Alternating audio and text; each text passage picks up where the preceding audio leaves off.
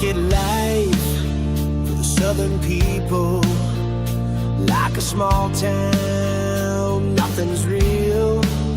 Mama's still doing wrong, don't tell the preacher. Nothing really changes except the weather.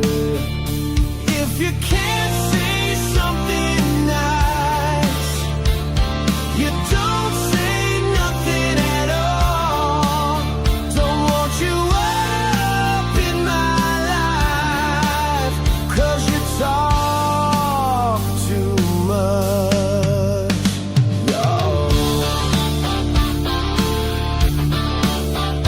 I could leave it all, I'm feeling low. Find myself on a brand new road.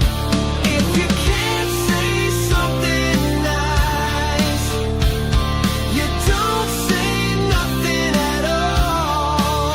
Don't want you up in my life, 'cause you talk too much, y'all.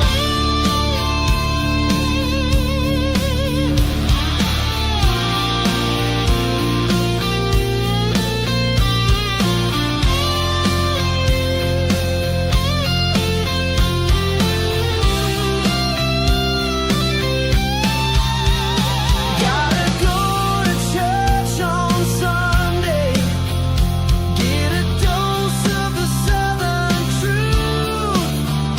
Grandma's house is just down the way, and she's missing you.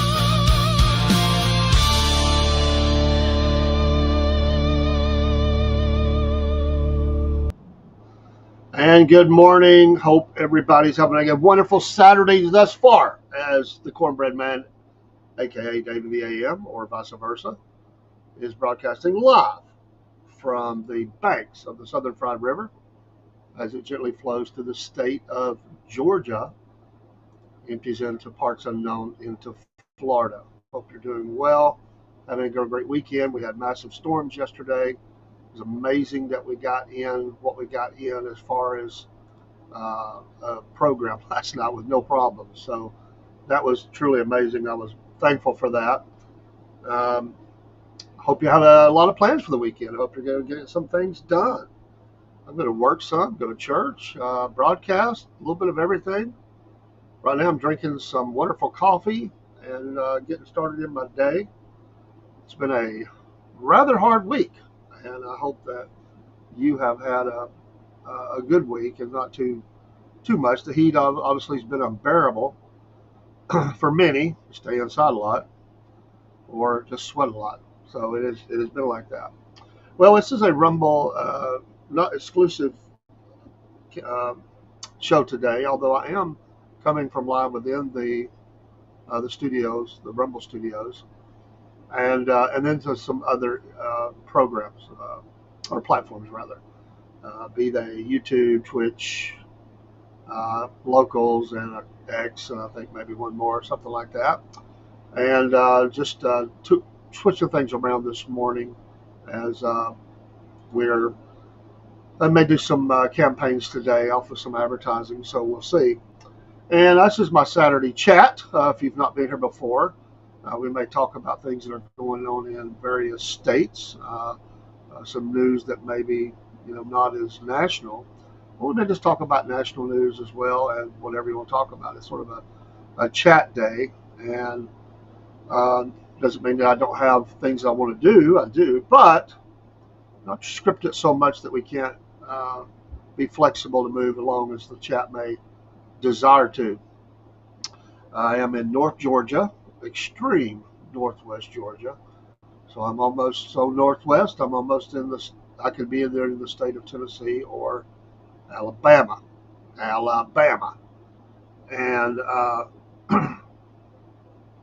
then I don't broadcast usually unless I program it, put it up on Saturday evening because I do some work on a Saturday, do a little second job. And Sunday I try to broadcast sometimes in between. But tomorrow I'm going to be getting the rest of the uploads ready for Cornbread Nation Radio. We're going to launch that Monday morning live on air.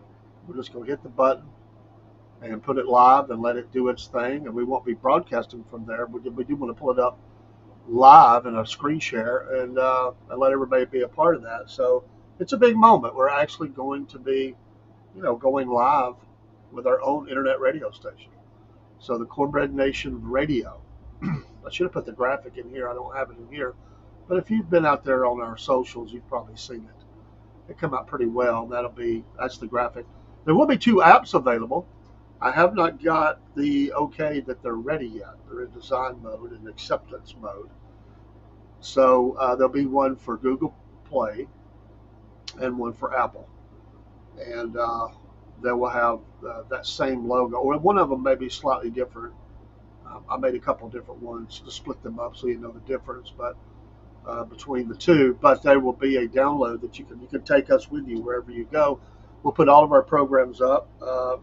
We eventually will do some live there, but first we just want to get the station going, get up our music. There's a lot of music you've never heard of ours, and we may put some music of others up. We have some folks that are interested in that, and they're excited about it. So we may have a feature of their music during a block of time on the radio station. So it's Cornbread Nation Radio, and we may still be helping others on theirs. We don't know yet. We're still waiting to hear, but we're always available to do that. We love to broadcast. We love to get out there, and even with the uglies, sometimes there's uglies out there. It's okay. We just move them along. But it's good to be. It's good to be here. It's good to be alive. I was looking at, we have a page, for those that worked where I did a long time ago. It's a different company now. That there was, or there is a Facebook page that has a lot of stuff about the company before, and they keep up with people and when they pass. And, unfortunately, we've had a couple of former coworkers that have passed in the last month, and one of them was like 2 years younger than me. And it just amazes me, the older you get, the more and more you start seeing of people who pass on that's younger than you. Used to be it was always people older than me. Most rarely would it be anybody my age or younger, except in a car wreck, tragedy, something like that. But including murder. I've had a friend murdered. I don't know that I've had anybody, I'm not sure, commit suicide, but it's possible. Sometimes you don't know what happened. I've had friends that overdosed, you name it. And then just natural causes, heart attacks, cancers, things like that. And you start seeing those people, they're like younger than you, and you're like, whoa, wait a minute. And every day is a blessing. Every day is a blessing of the Lord. And I'm thankful to be alive today. Absolutely. You saw in the intro, if you were here for the intro, our coffees. And I love that we've got our own coffee line now. It's fabulous. And you can just simply scan the QR code, and that'll take you to our shop. Well, it'll actually take you through our Shopify stage to the coffee shop. And you can, there's more blends than what's showing. I just put on there. I didn't want to overload the screen. But the house blend I have here in the studio, I've had all these blends in the studio. There's more that I've had besides this. And there are the single-use cups and stuff like that. So you can go there and get some coffee. And the shipping, if you're in the continental United States, the shipping is free. It's built in. I mean, we're paying for shipping. I mean, the shipping's never free. That's a play on words, but it's not added in as an extra at the end of your shopping experience. I always hate that. I get it, you got to pay it, but sometimes it's higher than the product I buy. So the cheapest coffee in our studio, or in our shop, excuse me, our coffee shop, is $19, I believe, which is the house blend that I have here. It's a 12 ounce, plenty of coffee. It's a lot of coffee. Still drinking on the pack I got. I've had several pods, but the shipping is included in that, so it's not like it's 19 plus. So the next level up is, I think it's 24.50. Now some of the blends have a little bit more cost to them, but the general use blend like is 24.50 or something is the next level. But there's no added. It's like you're not adding up. And I've paid more than that for some coffees, even with discounts. And this coffee is just as good as any out there. So, and I'll be biased that way, but I believe it. And you get the SFP brand coming to your house. So I think that's cool. So absolutely. So we'll see, if you agree or not, if you decide to order. We also have a couple other things out there we're working on. We have our merch shop. I don't have an overlay for that uh, in Rumble yet. I'll get that up with a QR code. We've sold things from several things, and we've created some things that with Rob and me and coffee mugs and other things on the overlay for shirts, hats, whatever. But our racing has been the biggest seller. Our racing show, the SFB racing show, racing hour with Dean has sold more than anything, and that's amazing. And that logo really came out well. It is our forever logo for that. And in fact, I know Dean took that, um, wore it when his mom went to the doctor. They both did, I think. I know he did because one of them, it may have been both of them, but they were asking what it was. They told him, they said they would give a watch. So if you're watching from Nashville and you're that nurse, God bless you. Thank you for taking care of wonderful people and my co-host and big supporters of the program. Absolutely. It's wonderful when you get, some people may hate it. I don't, whatever. I do things for me anyway. Hopefully some people find some things they like. And we've got people that do that, and I'm thankful to you from the bottom of my heart. But I don't sit around worrying. You just be you. You can't be what somebody else wants you to be. You got to be you. We try to make it as entertaining as we can, but I don't like getting caught up into, you know, doing that. Just who you are, and hopefully some people will like it. And if they like it, they like. If they like it, and you're not trying to please them, they're probably going to like it. If you're trying to please them, you'll always be chasing that. You'll always be chasing what somebody wants you to be. You can't do that. I've known the best of people get caught up in that circus is to try to be what somebody else wants you to be for acceptance or whatever. That's weary. It wears on you. It's not sustainable, and you just got to let it go. You just got to get rid of it and stop being you. But I've known preachers that have done that. They try to be the preacher that someone else wanted to be. You can't do it, and to a degree, we all do that when we first start out because we're really trying to find who we are in that, and sometimes you get caught up mimicking, not meaning to. It's just all you're learning on the fly. There is no we're going to go to a preacher class and then go. It's really going to happen that way. But I mean, not to say you don't get education and you can read books, but really until you do it, you just don't have that. You can have some people guide you and all this stuff, but you got to develop your own way. Everybody's different, and that's God using you for the qualities He give you, and you just can't be somebody else. Well, you can't be that as a creator either. You can't be that. I look at analytics. I look at a few things. I find them interesting. I do not bow at the altar of analytics. I could care less. It shows you age, groups and everything. We've never tried to target a particular age group or older, so naturally some of our listeners are, our age or older, or slightly younger. But we have age groups from all backgrounds, even down to the teenagers. And that will catch some of our shorts and even our shows that we do. So, the heck with analytics. It's like I get tired of it, in baseball or football. They're always running the analytics. Well, for this batter, we're going to bring this pitcher. And yeah, I get it. Sometimes that works. Sometimes it don't.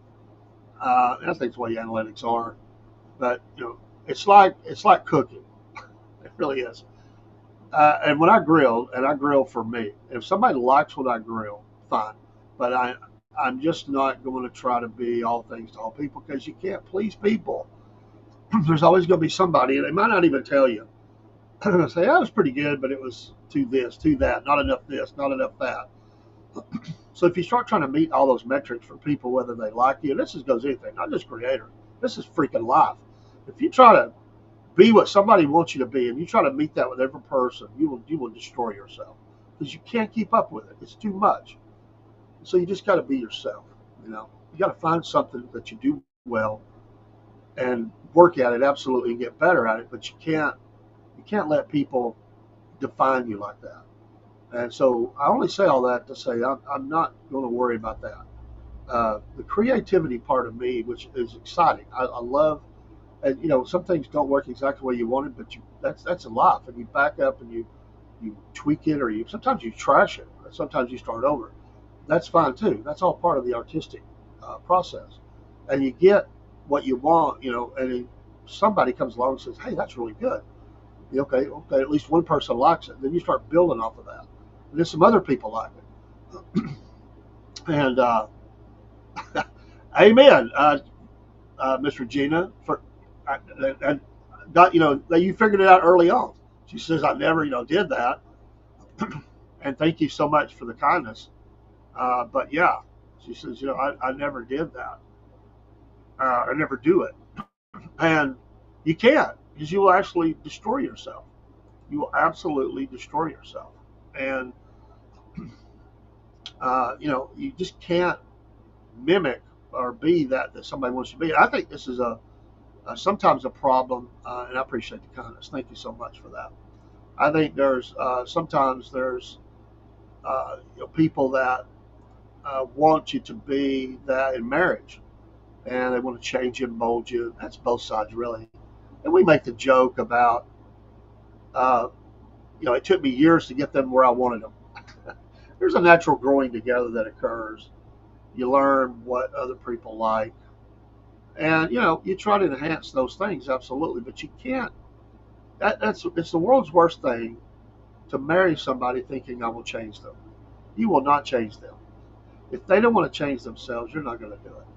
And if you're having to change something because it's a problem, it's probably always going to be a problem, or it could be a big part of a problem for a long time. And I've seen this mistake made many, many times by people when they marry, and they marry uh, for all the wrong reasons, and it just turns into a disaster. Now, a lot of people have made that mistake. Can't beat yourself up over it. Life is a school, life is a lesson, and you just got to try to do the best you can and limit the mistakes that you make. And you know, be very forgiving in life. Be always ever ready to forgive. And something that some people have a hard time with. Now, I think it can be empty words to say I'm sorry. It can be, but it's still not. You still should say it. Some people have a hard time saying that. They don't want to ever admit they did wrong. Well, we're all have that problem, the human factor, which is sin.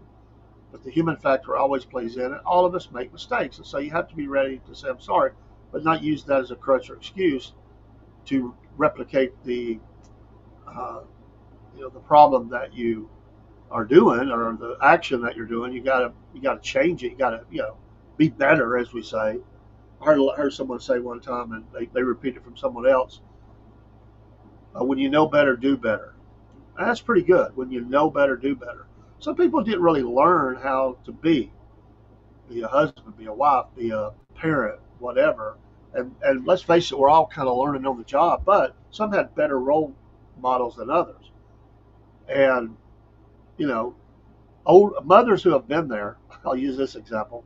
Mothers who have been there, they look at young mothers and they just, you know, they shake their head because they see what they believe is mistakes. Now, you have to let them kind of find their way, but it's always good to give some advice if they're willing to take it. But you gotta, unless you're seeing a big mistake, harmful mistakes, then you gotta say something then, or I think you would be wrong not to. But you should always try to, you know, offer advice if they're willing to let it. Just tell them how to do it, because some people really don't know. They don't know. It's like going to the gym for the first time. Miss Regina, she's big in the gym, and I'm gonna tell you, if I went in a gym and I went up to one of those, you know, whatever machine it was, but I know you run a lot, and if you were going up to that, and you didn't know how to operate that, you might kill yourself. Full blast, not figure out how to get it on, it's full blast. Well, you need somebody, and they have staff that help you with that. They should have, or usually have. But that's the kind of advice that I would want. Okay, first of all, how do I turn it on? Slow. How can I increase speed slowly? And how to turn it off. Nowadays, they're so they've got all the videos, and you got the GPS going. You're going cross country or going around the city or whatever it is. I think that's cool. Music, you're listening to music, it gets you down the road. You want another mile in before you get off the thing. That's cool. But you got to know how to operate it. And if you don't know how to operate it, you need somebody to guide you the first time, or maybe the first 2 or 3 times. Some people, it takes a little longer. They forget. Nothing wrong with that. Some people say, how many times I got to show you? Just show them. We've probably all said that, but we really don't mean it in a bad way. We're like, are you ever going to learn? Some people just need a little more instruction. There's nothing wrong with that. I feel like the biggest dummy in the world. I get in and I try to figure things out, and sometimes I don't figure it out as quickly as I think I should. And I'll say, "You dummy, this is not that hard. What are you missing?" It's like I coach myself. Like, come on, we can get this. I've always my dad. I love my dad. He's not with us anymore. My dad was not the best to work with, because as long as he was happy, it was great. If my dad got mad at what he was working on, he got mad at everybody and everything. So he started getting real short. So I didn't really enjoy working with him on cars. So I didn't learn as much as I could have. And he would just get so mad. So for me, everybody gets mad. I mean, you're trying to fix something. It's a part ain't coming off, a part ain't going on. You can't get that last bolt out or the last bolt in or whatever it is. I learned, or you're just stuck. You don't know what to do, especially for that one. I walk away. I may walk away for 5 minutes, 15 minutes, an hour. If it's something that can wait, I might even pick it up next day. And what I do is I think over what I've done, all the steps that I've taken. What might be the problem? I do this all the time with streams and stuff, like trying to figure out something. It's like when I feel myself getting a little stressed about it, I'll just walk away from it. I'll say, I'll get it tomorrow. But I'm still thinking on it. And I go back through, I might go online and look at a couple of things, a couple of videos, and I have to coach myself that way. Then I get like, okay, that may work. Let me try that the next time I'm in the studio. And maybe I'll figure out part of it. Maybe I'll figure out all of it. Mission accomplished, or I need to go again. And I got to go back and start. Maybe I need to call a friend. So I'm thankful to have a few. And it's fun to you got to do those things. And sometimes you make mistakes, like in my banner, or my ticker. I made a mistake. It says you're. I was focusing on 3 things at one time. I could make fun of myself. We usually correct words anyway. So get you, Southern Fried Coffees.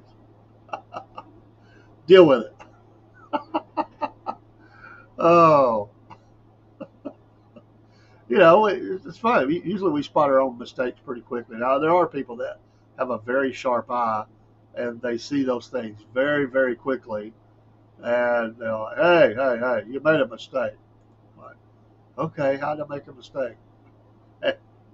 And, you try to figure it out, need help. But there are those people, they're always there, and they're always ready to help you know that you're a dummy.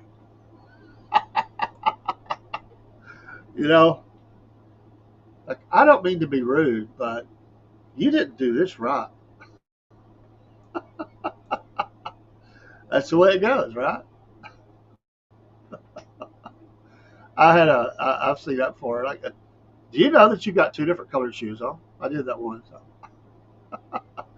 I absolutely did. I went to, I dressed in the dark, and uh, I went and I was at work. Actually, I noticed it myself. So I took advantage of it and I told everybody. I went to work. I sat down in a friend of mine's office that worked in our same department, and I was just really checking in, seeing what she was doing. I sat down. I propped my leg up, and and there was that shoe. And I thought that shoe looks brown. I'm pretty certain I was putting black shoes on today, and so she was the type of person that would notice that. And I said, "Hey, I fixed the urine." So I said, "Look at there! I put two different shoes on today. What a dummy!" I diffused the situation. So I told everybody all day long, like, you think you've had a hard day? Look at my feet. Everybody's like, if you hadn't told me, I wouldn't even notice. Which there are some people that just not notice. That's always been my. It's always been. There's a line in the Shawshank Redemption. Remember that movie? Great movie. This is not a show. I love the movie, but I've never agreed with that line towards the end of the movie, where he puts his prison clothes over the suit, but he has to wear the shoes in. He put the other ones in the locker, and he said nobody noticed the shine shoes wearing. He goes, after all, who notices somebody's shoes? A lot of people do. People look at your shoes. They do. They look at it. They'll say, "Where'd you get those shoes at?" And I like those, or "Oh, those are funny looking," or whatever. I thought that line was not accurate. Now, it may have been taken into consideration at the time that everybody wore kind of the same kind of shoe. There wasn't the diversity of shoe that we have today. At least for men, probably wasn't. But I still think that's not true. If you're a prisoner and you're in a prison and you come walking down all those that were still awake at that time of night, they're going to notice some shine shoes on a prisoner. Like, hey, look at that. It's just something. You notice everything. You're locked in a cage. You're going to notice everything. You're tired of counting the blocks on the wall. So I just always thought that line was misplaced. That the line could have been better. Uh, now, again, I don't try to knock movies. I'm not one of those that looks at movies to find the blooper or trash it. I go with the story, even if it's not realistic for real life. But that line always stood out because I thought it was like one of those matter of fact statements that they assumed was fit good and was true. And all they needed was a reason to get him back to the cell with those shoes on. And I thought they could have done better with that. I just thought it was, you know, I thought there was a better way.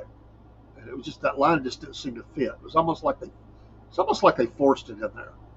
And it just stuck the first time I seen the movie, it just sort of jumped out at me like, hey, wait, that's not right. That, that doesn't fit. But it don't matter. They made a lot of money, book and movie and whatever else they had going on. It's a great movie. I love the movie. Um, and we'll never forget him swimming through that pipe. Good Lord. Ugh. That'll take your breath. Just thinking about it. But happy Saturday, Southern Fried Podcast, Cornbread Man, Miss Regina. I don't know if she's still here. But visit the dialogue box. We need to partner up again, Miss Regina, if you're still out there, if you're willing. We hadn't done anything in a while. We need to do that. And you just let me know when's a good time, and we'll put it together. If you don't follow the dialogue box, and if you're not in our, you should see that in the chat. But just in case you don't, there's how it's spelled, the dialogue box. Give her a follow. We love our Rumble creators. Killer Carl, Angry Conservative 1981, Celtic Blacksmith, Empty Pockets Podcast, Kim's Coffee Talk. I can keep going. There's a bunch of them. They're great. awesome and wonderful people. Southern Fried Podcast, SF Podcasting, Big Tony. Big Tony, don't forget Big Tony. I think T Skillet's going to come along with the show here in not too long. It comes on the Killer Carl show. I'm probably forgetting somebody, I'm sure I am. But give these folks a follow. They're great people. You know, they're every one of them give unto me in many ways. Friendship, number one, respect, always willing to lend a hand, be a help advance the cause, share us out. Amazing. And I'm thankful. But I hope you have a great Saturday. I hope that you are with family and have family around you, somebody that you can share with. Or if you're having to work, I hope you have a good work weekend. You know, it's amazing. You know, we get into the weekend. Sometimes news bites pretty hard over the weekend, and sometimes they release information. I've said this on Friday afternoon, so that it doesn't get as much attention. And it. Let's see if we can find some news out there that might not be in your news box, but it's going on at points known. Let's see here. We gotta look at local news. Let's see. I'm trying to find one that West Virginia. Let's go to West Virginia. Here's one you don't see every day. It happens. I would hate for it to happen. I've always heard it's like, this is obviously not a good thing to happen. In Morgantown, West Virginia, I've been in Morgantown, been a long time ago. A raccoon in the New Hill community has tested positive for rabies after biting an individual. What a horrible adventure that would be. The Monongalia County Health Department officials confirmed Thursday the raccoon was trapped in the area off West Virginia Route 7 near the Meadows Pond development. They are urging residents to make sure their pets are up to date on their rabies vaccinations. So I was bit by a rabid dog once. That's why it always jumps out at me. I was in what we called junior high school back then. They all went to middle school. I thought junior high sounded better, right? Middle school? It doesn't sound right. It's like middle. It's like being the middle child. I'm in middle school. I want to be in high school. Call it junior high. It's like you're almost high school. You're a junior, but you're almost there. Middle just doesn't. I don't know. I never liked that middle school. I thought it was lazy. But I was walking to school, and I lived pretty close to the junior high that I went to. And I saw this dog acting crazy. Just acting really crazy. And so I was telling it to, stay away. I picked up a stick even. And the dog was just looking crazy, And I thought that dog looked rabid or sick. I don't even know if I knew what rabid. I think I'd heard the term. But, I didn't know a lot. But I thought there's something wrong with that dog. So I walked on by it. Well, you got to watch the enemy, right? The enemy will come back on. The enemy will attack you from your weak side. The side you're not paying attention. And that dog looped around and came up behind me. Next thing I know, I'm getting bit on the leg. And thank goodness I had blue jeans on. So it hurt. But I had that stick in my hand and I just cracked it. Scared me. I cracked it over the head. And it didn't even run away real fast like a dog would do. But I hit it and I just kind of walked sort of sideways for a little bit, made sure the dog stayed away. So I went over to school. Well, somebody had called the pound about that, the officials about that dog. And they picked it up. They said, this is a rabid dog. They didn't wait no test. They just said, this is a rabid dog. I think they had to put it down immediately right there when they got there. So an announcement goes out over the school intercom. If anyone came in contact with a dog behind the school, report to the office immediately. And I said, well, that's me. I'm that guy. I was very shy. I hated even, I'm still shy. I was very shy then. I hated, I didn't want to say anything, but I thought, well, I better So I raised my hand, told my teacher, I said, I come in contact with that dog. You did? What happened? I said, oh, it bit me. Bit you? Come flying up. Let's get to the office right now. So we come flying down there. Everybody's in a, in a panic, and I'm like, that didn't hurt. They said, pull your pants leg up. So I pulled it up, and it was red, but the skin wasn't broken. And they're like, well, it didn't break the skin, so you should be okay. I said, you should have reported that.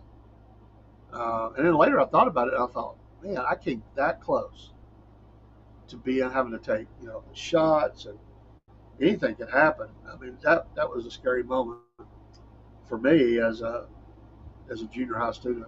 I thought, I'm that guy. You always hear that in the stories. Sometimes you'll say, if your child is this, or if your car is this, or if you are this, please report. They're always like, well, it ain't me, it's somebody else. That was the one time in my life where I knew they were paging me. I was like, wow, I'm glad I paid attention. Now, there was one time my kids being kids, my youngest, my family remembers this well, sees the emergency door, and yes, decided that it would be best to see if it would sound the alarm, and it did. I hear the alarm. I would always go to the magazine area. Of course, the boys were hanging out with their mom, begging for candy and all this. I was over there reading a sports magazine, as I would do. I hear the alarm, and I'm going, it can't be. Surely not. And while I'm contemplating the level of possibility that it was my kid, I see two kids. They never saw me. They came by. The oldest one, he is getting out of there. And he's telling the other one, he said, come on, we're in trouble. I told you not to do it. He said, you're the one that told me to do it. And I'm like, ugh. No. And there's other people sitting there. So I just let them pass on by. They were headed like outside to the front. I don't know. I guess they were looking for me. I don't know. And I'm sure their mama said to go find your daddy. And I just laid my magazine down, just very coolly got up so nobody would know that was me. I went on out towards the front. There they were, and I just motioned like, yeah, outside. And we went out and had a father to son chat. That's a good way to put it. A father to son chat about things we don't do in stores. So my wife finally gets finished shopping. She's coming outside. Pull up to get her alone to grow. She said, I'm so embarrassed. I said, well, I understand. I said, but he has been disciplined, and that's the end of it. I'm sorry, but I think she wanted another round. That's like, the first one was sufficient, and I'm looking at him like, he knows he's never going to do that again, right?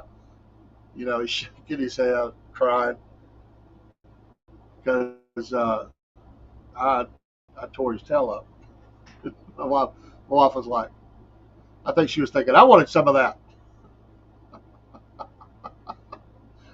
Oh, but she'd been the first one to step in if I was going to spank. So please give him another chance. But that day she got embarrassed, so she was ready. She was ready for some discipline. But if you've ever had that happen, but that day I was that guy that pays. It came to me. The dog was rabid. And thank goodness I wasn't. And some might say, well, that explains why you are the way you are. Joking, maybe not joking. But yeah, it's a horrible that they had that in that area. It goes on to say that rabies is a viral disease that attacks the brain. So it might be what's wrong with it. And nervous system in mammals, including people, and can be transmitted through the saliva of a rabid animal via a bite or a scratch. I wasn't scratched either. That's good to know. I thought about breaking the skin. I guess a scratch would be breaking the skin. So, according to the CDC, fishers are taking the exposure very seriously. Of course, your animal could turn rabid too. So they asked the residents to be on alert for any mammals exhibiting atypical behavior. We've got a lot of humans exhibiting atypical behavior. They're not rabid, but we've got a lot of people in the United States They're exhibiting atypical behavior, including some really horrible, evil people who have killed people tragically in the last 2 weeks. May they burn in hell. I mean, it's horrible, horrible, horrible stories. And I don't like sending people to hell. I want to tell you, these people are evil. This guy that took out the man, the parents, so he could get the girls, he needs a death penalty, in my opinion. Such as foaming at the mouth, abnormal gait patterns. We have a lot of people that do that too. Nocturnal animals that are out during the daytime. Hey, I'm out in the sunshine. I'm usually out at night. I got atypical behavior, a gait problem. My pattern is off, and I'm rocking the daytime, rocking the Casbah. You got to call somebody about me. Sanitarians. I've never heard of that expression. Their health department. Sanitarians. I've heard of sanitarians, not sanitarians. Will be distributing flyers in the air to make residents aware of the situation and the steps they can take to keep their families and pets safe. The department also asks you, obviously, you got to have your up to date on the rabies shot. And they're going to specifically target the area with the oral rabies vaccine baits. Of course, the residents can contact. You can keep your trash up, tightly covered, and check your homes for holes that could allow animals to enter. Well, that'd be nice. An animal enter your home, it's rabid. My God. The sanitarians. What do you do for a living? I'm a sanitarian. My gosh. We'll distribute baits around the Morgantown area on August 28th, 29th. And they'll do an airdrop as well. Don't get in the head. Wow. Yeah, I'm not making a lot of that. That's horrible. I would just hate to be involved in something like that. You know, you think about, your pet, obviously what it means to them, then you can get bit as well. You know, that's horrible. Thank goodness they've got the animal, put it down. Let's see here.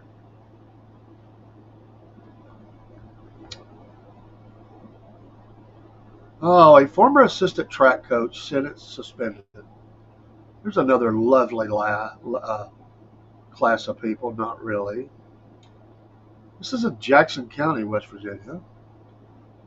According to the Jackson County, West Virginia magistrate Laura Persley, Thomas Haynes was sentenced today to 6 months in jail, which was suspended. So he gets 6 months in jail. They suspended it. The sentence was suspended to 2 years unsupervised probation. I mean, they just gave him the free pass here. I mean, why don't you just take it all away? 2 years unsupervised probation, according to the magistrate Persley. Haynes was a former assistant middle school. There it is, middle school track coach who admitted. Now, this is what this guy did. He just got the free pass. I mean, 2 years unsupervised. He admitted to recording students changing their clothes and was found guilty on June 9th. Well, way to go. He is required to register as a sex offender for life. That's something. But really, outside of that, he's got this 2 years unsupervised. He didn't get nothing. I mean, he got a job, but shouldn't have a job. Sorry. Granddaughter coming in, blast of light, coming in the studio. But I don't understand that kind of thing. I really don't. I just don't understand why you would do that. Unbelievable. And don't forget the Southern Fried Podcast is supported by Patriot Mobile. Patriot Mobile. Make the switch today. Make the switch today using promo code Cornbread. Cornbread. I love this company. What a great company Patriot Mobile is. I do love their stances. They're American-based. They love America. They work. They have American customer service. It's not farmed out. No sending of the phone call overseas to some other continent to people you cannot understand. They can understand you. No, it stays right here. As long as you can understand somebody from the great state of Texas, you're okay. And they're very helpful. In fact, I've got to call them. I'm not going to have time today, but I have got to call them and get a couple more phones switched over. So maybe Monday. I don't know if they're there. I could do that on Sunday, but Monday for sure. Um, they are strong proponents and defenders of the First and Second Amendment, and they are absolutely leaders in the pro-life fight. And I just love those guys and gals.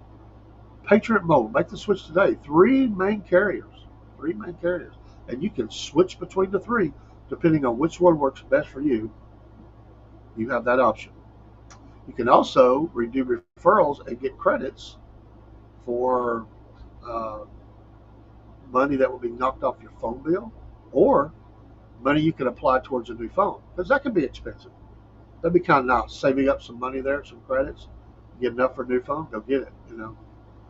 I don't like having, and you can quit at any time. It's not like you don't sign no 2-year contract or nothing like that. You're able to just get it. And granddaughter's needing to talk to me. It's always during a show. Isn't that amazing? Always during a show. Let me run a quick song. I'll be right back. I don't have my videos in here, so I'm just gonna have to run a song, and we'll do one about the Southern Fried Coffee, and we'll be right back.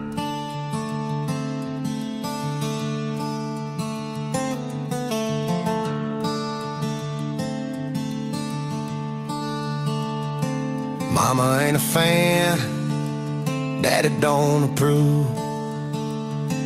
Little old shotgun shack in Baton Rouge, down an old dirt road off the beaten path.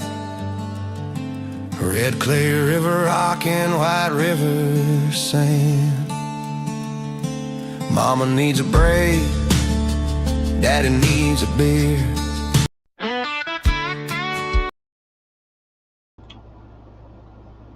All right, sorry about that. We're coming back up. Sorry.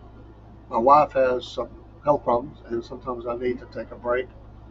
And that's just life. That's just the way it is. So you do what you got to do. You make the adjustments that you need to make, and that's all part of getting older, right?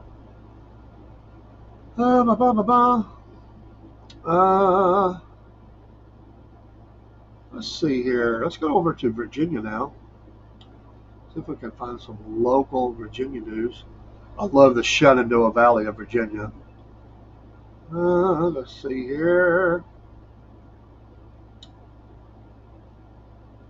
This is something I have not thought about. This is a local ad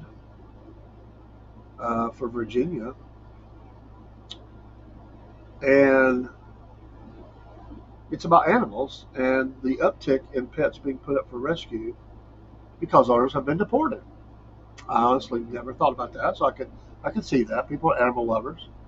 The dogs don't go or the cats don't go. So the article, dated yesterday, some animal shelters are reporting they are seeing a number of dogs being put up for rescue because their owners have been either deported or detained on immigration-related issues. One such animal shelter in the D.C. area is run by Amy Creel. It's called Canine Rescue in Montgomery County, Maryland. Creel said it received numerous inquiries the last several weeks from families of people who were deported or detained by ICE, and that they were having to give up their dogs as a result. If people are ending up in detention centers being deported, they are oftentimes trying to figure out what to do with their dogs. A dog was surrendered to us, and the family needs all the available funds for his case. In many cases, it's a financial issue. And in some cases, it's just a time issue. They're working really hard to try to help a family member. Creel said most of the dogs surrendered to her and other shelters are in excellent health and deserve permanent, loving families. We have had several dozen people reach out to us just in the last month asking if we can help with the dogs that need a place to go. Krill said that her small rescue facility and others are overwhelmed, and it's received more than 24 dogs. It's a very difficult spot, especially because the shelters and private rescues like ours are already at capacity. Krill said, noting that shelters are sometimes left in positions to make difficult choices, and they are. We're trying to take as many as we can. Sometimes we're not able to help, and I'm honestly not sure what happens to the dogs after that. In some cases, the people are literally not here anymore, and there's no one to care for the dogs, so they are oftentimes ending up with us. So you'll check with your local animal shelter and see if you can help, or if you know someone that may be in a situation for a while. Maybe their case is going to be, it's just a timing issue. They're going to be able to come back eventually. Maybe just keep the dog for them for a while. You know, there's all kinds of things that can happen. But I honestly never thought of that. But yeah, these folks are living life, and they're going to have animals. In this case, it was specifically mentioned dogs, but I assume it can be cats as well. We'd hope there's not the local alligator or something like that that's being surrendered, but you never know. But let's see here. Anything else left here?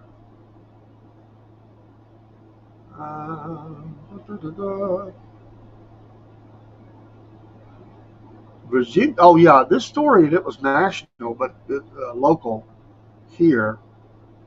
The councilman that was set on fire, the suspect has been charged with attempted murder. He was seriously injured. They now say that it was rooted in a personal dispute, not politics. Lee Vogler, 38, who served on the Danville City Council, and I've been to Danville, nice town. Danville City Council for more than a decade, was taken by medical helicopter to a burn unit in North Carolina after the attack. They said the assailant, 29-year-old Shotzi Michael Buck, what a name, 29-year-old Shotzi Michael Buck Haynes, forced his way into Vogler's office at Showcase magazine, confronted him, and chased him outside and set him ablaze. Haynes was arrested at the scene on charges of attempted first-degree murder and aggravated malicious wounding. They stressed that the motive appeared personal and unrelated to Vogler's work as a public official. Still, the assault added to growing unease over violence and harassment aimed at elected officials across the country, particularly as the boundaries blur between their public roles and private lives. Certainly can understand that. Hello, Ernest. How you doing? Oh, well, I appreciate that. Just a vaccine selling son. Get a wild animal and test for rabies. Well, maybe. I don't know. But I can tell you that I've been bit by it before. Uh, I agree with you, Ernest. I agree with you.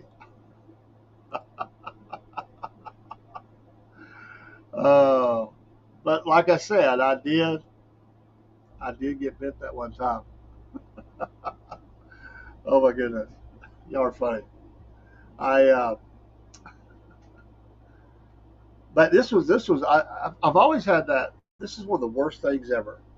Now, it's hard to be stabbed and shot and all that, but to be burned is uh, that you just don't ever fully get over that. And maybe you don't the other, but I'm telling you, I knew a guy once. I used to work with him, and he was a former U.S. Navy aircraft carrier personnel. He actually fueled the jets. That was his job, whatever it was called at that time. Probably changed now. But he was on the flight deck. He fueled the airplanes.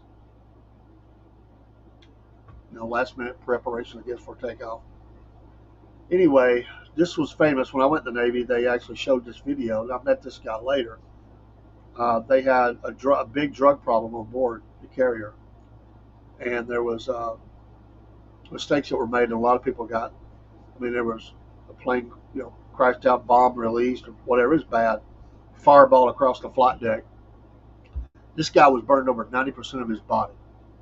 When you met him, he had clothes on, but you could see his skin. It got him from like the neck down.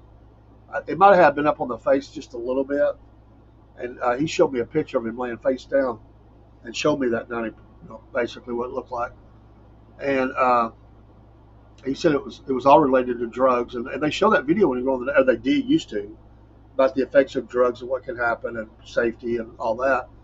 And he said the only reason he didn't get kicked out of the military was when he got to the, they got him to the healthcare people on the ship. He had drugs on him. And he didn't cause the accident, but they, once they had found that, they could have burned him down. His drugs, his clothes had burnt off, but that packet of drugs was burnt. It was attached to the side of his leg. The doctor says, "What's this?" And he disposed of it. He just shook his head and disposed of it. But that he was coming out of the military anyway. After that, I mean, they months of rehabilitation, skin grafting, all over his body, and he was going to have a job. He could work in the fuel industry when he come out with that as a veteran. But because of that burn, he could never work around fuel ever again, ever. Just being around the fumes of it would affect his skin. And so he was working in a mill, just manufacturing. And he told me a lot about it. And then later, I mean, early I had went this far, after I went to the military. And I remember that video, and I said, "Wow, that's amazing." I watched the video that's about you and others.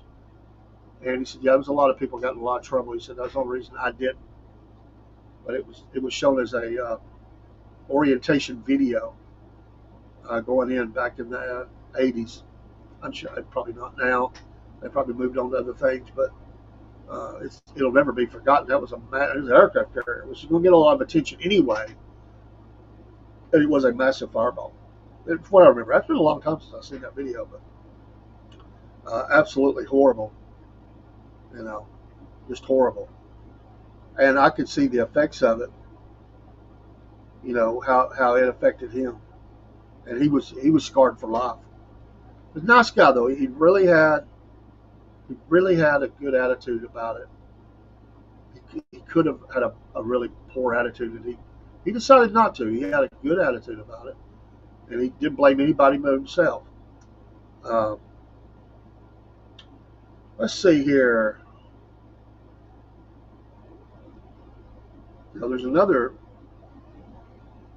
There's another execution to occur. They did one in Florida, I think that was. Well, they've got one coming up in Tennessee, and there's been a lot of talk. There's always a lot of talk around an execution, things that why they shouldn't do it. People come out against it, why it's wrong, whatever. But in this case, this is one I've not heard before. It went before the Tennessee State Supreme Court. Um, it will go forward but uh, the reason they were putting it before that, they were trying to get an injunction because he has a heart device, and they said it go forward despite claims it may shock him. It's next week. Tennessee can move forward with next week's scheduled execution of a condemned man with a defibrillator after the state's highest court ruled the heart device does not need to be deactivated before he is put to death. Lawyers for the inmate, Byron Black, 69, had argued to a Davidson County, which is Nashville area, Davidson County Chancery Court last month that the device, if not disabled, may try to restore his heart and prolong his suffering as he is executed by lethal injection. But the Tennessee Supreme Court on Thursday reversed the lower court's ruling, finding that requiring the implanted heart regulations or regulating device to be switched off essentially amounts to a stay of execution, which the Chancery Court does not have the authority to implement. The state Supreme Court justice, however, did note that there's nothing preventing the state and Black's legal team from reaching an agreement for a deactivation procedure to be done before his execution Tuesday morning. I've never thought about this either. An implantable cardioverter defibrillator, ICD, is installed in a patient's chest, obviously to deliver electric shock to those with dangerously fast heartbeats and help restore a regular rhythm. Boy, when they hit you, they hit you. I know something happened to a church. You talk about they slammed them against the wall. Attorneys for Black filed a request Thursday to the state Supreme Court to temporarily halt the execution. I Revolver broadcasted. God bless you. How are you doing today? But they refused to halt it writing that it could otherwise be subject to, because they said, be subject to severe pain and suffering for having his heart repeatedly shocked back into rhythm. This is what his lawyers were saying during his execution. One of his lawyers said she was asking Governor Bill Lee to grant clemency for her client so that Tennessee does not move forward with this gruesome spectacle. She also argued that Black is intellectually disabled and his execution would violate the state constitution. Black was convicted, which a lot of times gets left out of these stories. He was convicted of the 88 shooting deaths of his girlfriend, Angela Clay, 29, and her two daughters, Latoya at 9, and Lakeisha, excuse me, I said that totally wrong, 6. She had previously been threatened because she was considering ending their relationship. He has faced execution previously for 3 execution dates, but those procedures were delayed in part because of a pause in state executions in 2022. And hello, Angry Conservative. Thank you so much. We appreciate that. You're awesome. And Dharma, appreciate you. Thank y'all for the raid. But I honestly never thought of that. So I would think that in this case, they would have to deactivate it. That would be something. I mean, it would start kicking in. I never thought about that. It's interesting news. You know, you're trying to stop the heart, and it's trying to start the heart. I would think they would come up and say, it'll be interesting to see where this goes. Obviously, they're going to make a push to the Supreme Court. And whether it be listened to or not, I would say that this will be pushed on now that the Tennessee, because the lower court, I guess, had made a ruling that the Tennessee State Supreme Court has now overruled that, and now they'll make this may be heard. I mean, I don't know if this has ever came up before. I just don't know. That's an interesting concept. Never thought about that. If you have a defibrillator and you're trying to stop the heart, it's going to try to start the heart, and that could be considered cruel and inhumane treatment. You know, as if you're trying to kill, stop, and it's trying to start. It would be. I mean, they're supposed to be asleep, but we don't know what all happens, I guess. I just think that's interesting. Absolutely interesting. I just wonder where they go with that. That'd be an interesting case to see. They don't have much time. Tuesday coming, Tuesday morning. So they'll make a push now and hope that they'll make some sort of a ruling. I'm not saying they'll stop it, but they may just do like the Supreme Court may do like Tennessee and say you're welcome to make an agreement in what to do with this. But obviously they're going to push that. But the Supreme Court may have to make a ruling on this and sort of set precedent over prisoners. Well, if this goes the right way, well, there's going to be a lot of people trying to get defibrillators. He will not get clemency. I know that. The governor of Tennessee will not grant clemency in this matter. I fully believe that. He is not going to do that.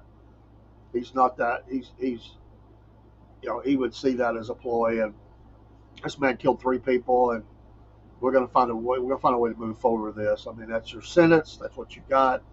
And unless the Supreme Court intervenes, I would say that will go on. And if I was him, I'd want to agree on some way to turn that off. I wouldn't want to go through that. I mean, you're going to die. You don't want to die extended. You know, you want that. I mean, anybody would. You want that quick. That's what. It's a tough subject to talk about. It really is a tough subject to talk about. I don't know what they do with that, but it's interesting this morning. I never thought about a couple of things that were in the news, and like I said, the state's attorney general has said Thursday they will continue fighting to seek justice for the Clay family and hold Black accountable for his horrific crimes. He added that the state's experts do not believe Black would suffer severe pain during his execution, and also rejected the description of him as being intellectually disabled. They said Mr. Black will not be feeling the shocks as he will be in a coma brought on by the lethal injection process, testified. They got an expert on the stand from the University of Miami Miller School of Medicine. But they had another one who testified the other way, an anesthesiologist, professor at the University of Washington, testified that the use of a potent amount of pentobarbital which can cause death from respiratory failure, could necessarily trigger Black's defibrillator. ICD sometimes delivers shocks when they're not needed. This is devastating to patients. It's his execution is it did. Thank you so much, Faith and Family and Politics. We appreciate y'all so very much, and God bless you in your pages. I'll make sure I give you follows. A couple of you, I think I know everybody. I don't know if I've followed. I may have. If I have not, I promise you that I will follow, and I have not, but I'm taking care of that now. So we got you followed, and I believe the others I'm following. Thank y'all so much. And I know I'm following Angry Conservative. I think I got everybody. Let me check this one. Oh, another one. I think I had another one there. There we go. I think we got them all. Thank y'all. Have a great Saturday. Y'all are a blessing. So, this gets down to a medical thing, and they're going to make a decision, but I don't think that, he is a good dude. I like what you said. I like saying that. Dude. He's a good dude. There's dudes, and then there's dudes. He's a great dude. He gave me he gave me my name, like we were Cornbread Nation, at Southern Fried Podcast and Cornbread Nation, but he dubbed me the Cornbread Man. Okay, thank you, Angry. Thank you. Y'all are awesome, and I appreciate you.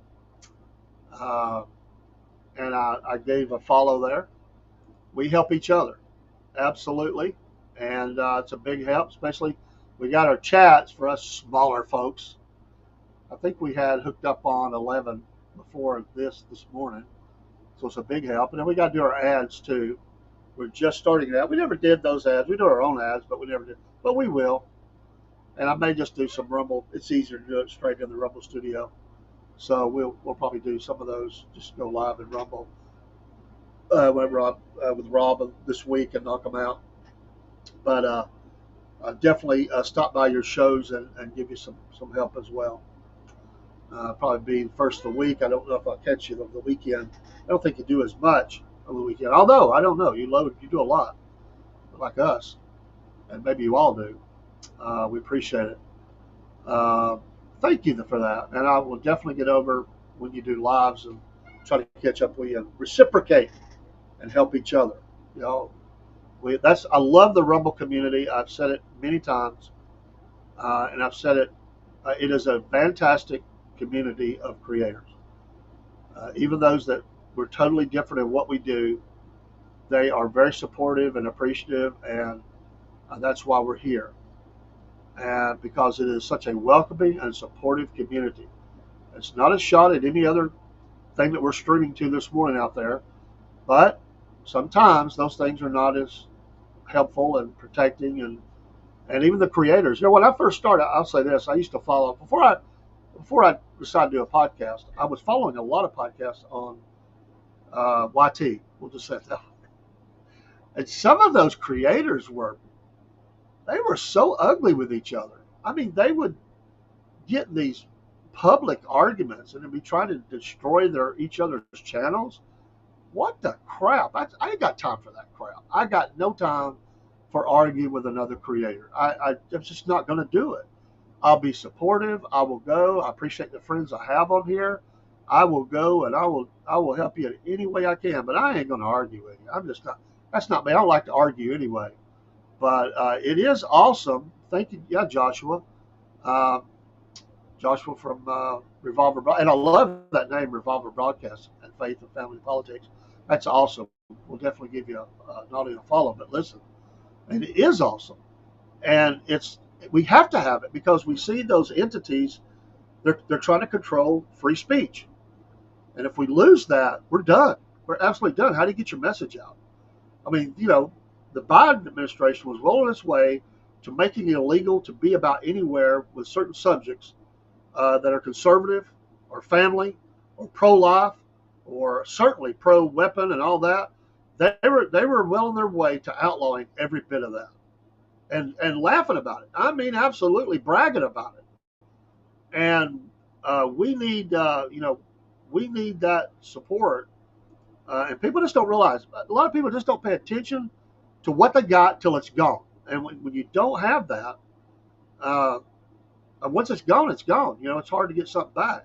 So we got to make sure Rumble stays around. We got to support it. We got to make sure that it's making money, and by default, we can make money too, and it all helps, and we support each other. So it's absolutely the right thing to do, uh, and get that message out there.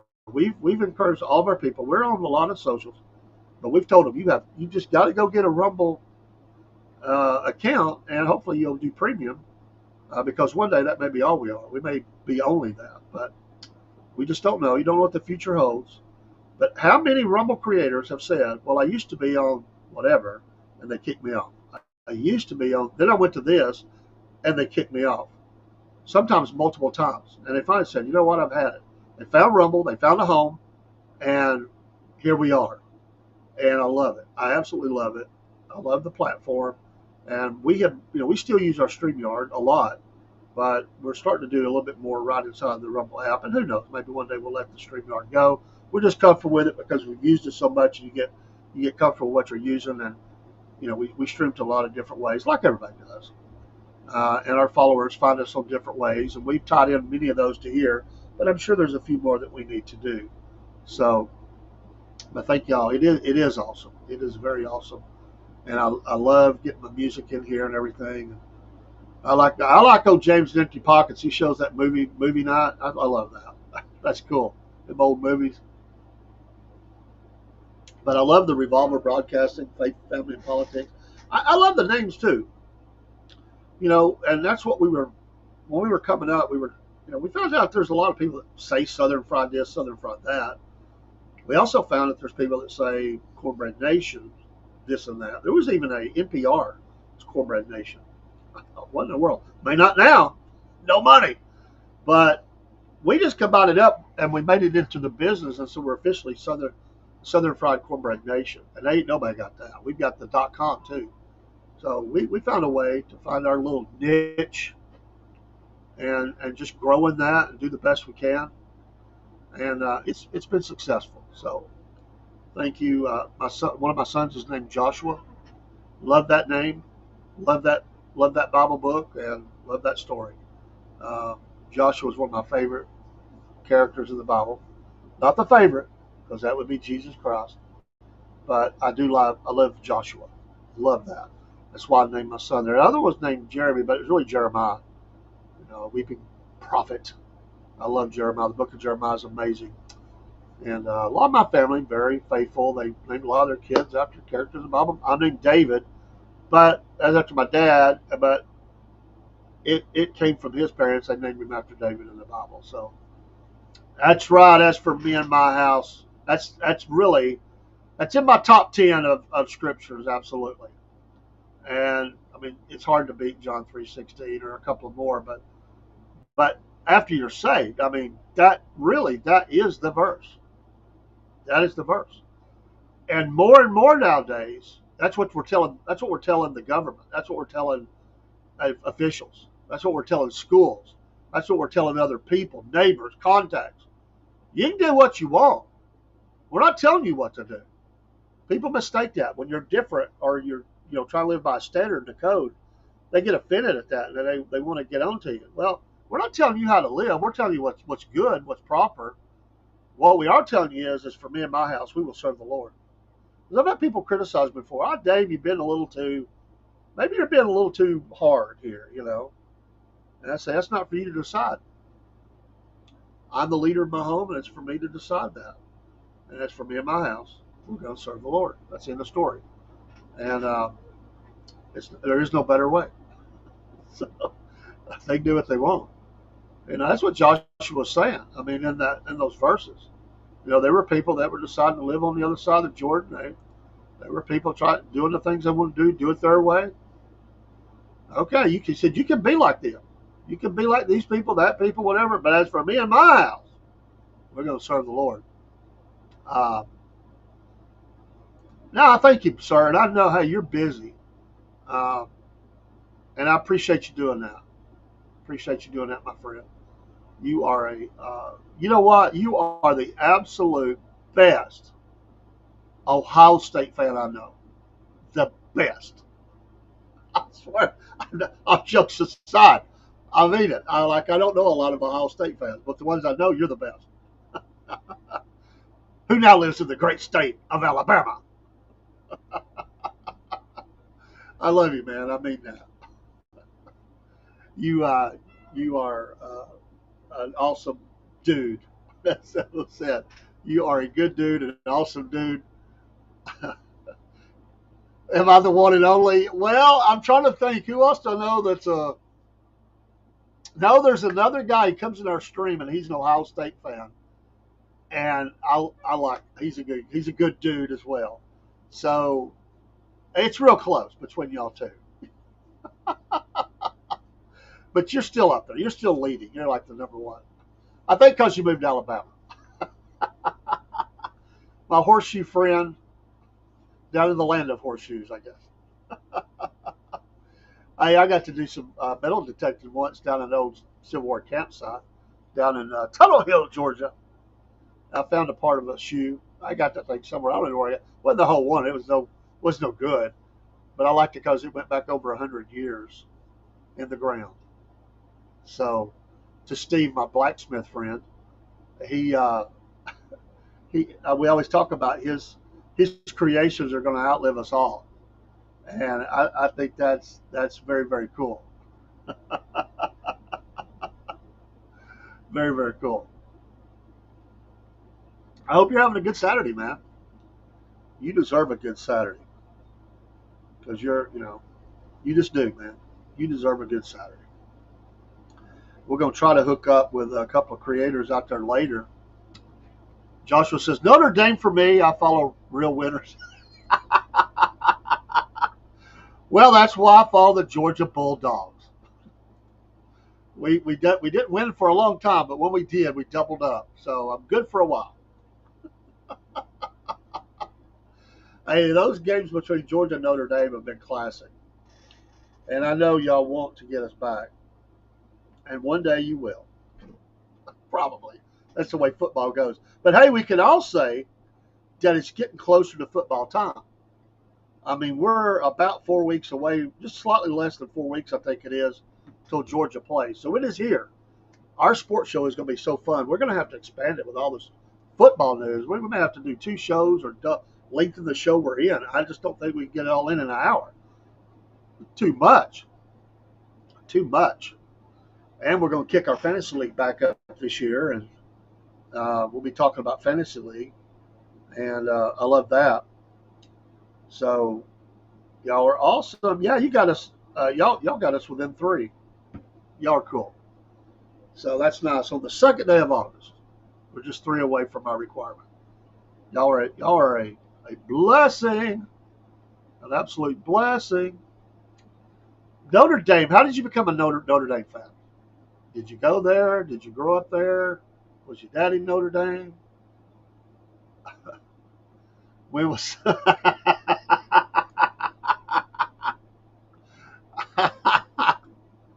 Yeah, when was the last time in a sport that mattered?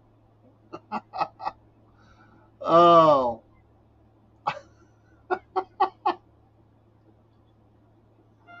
I'll say this.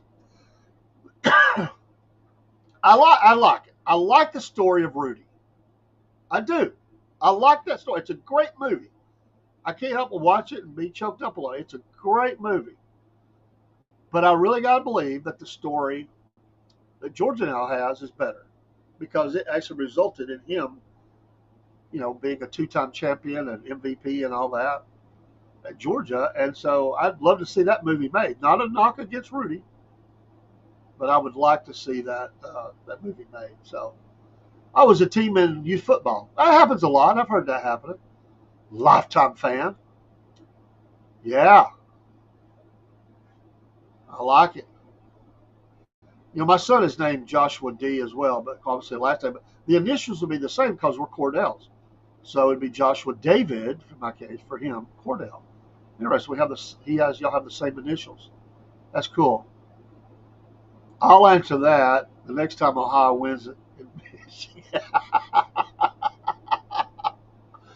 Oh, that's a good shot. I like that.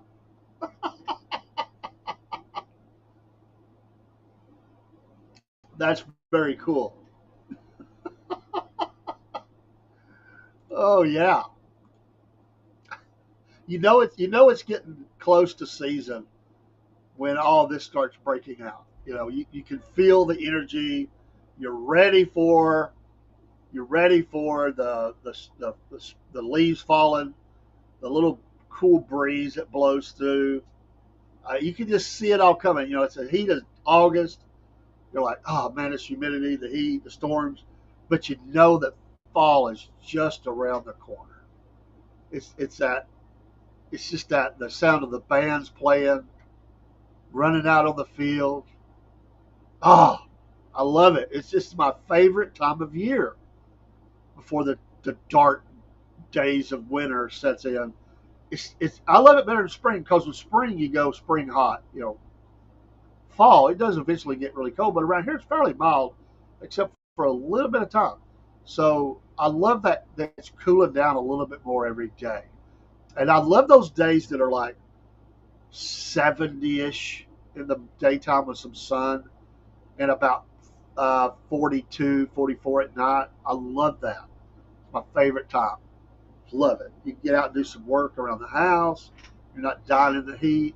And at night, you got just cool enough to really cover up and snuggle and stay warm and not want to, get away from the world. I love that.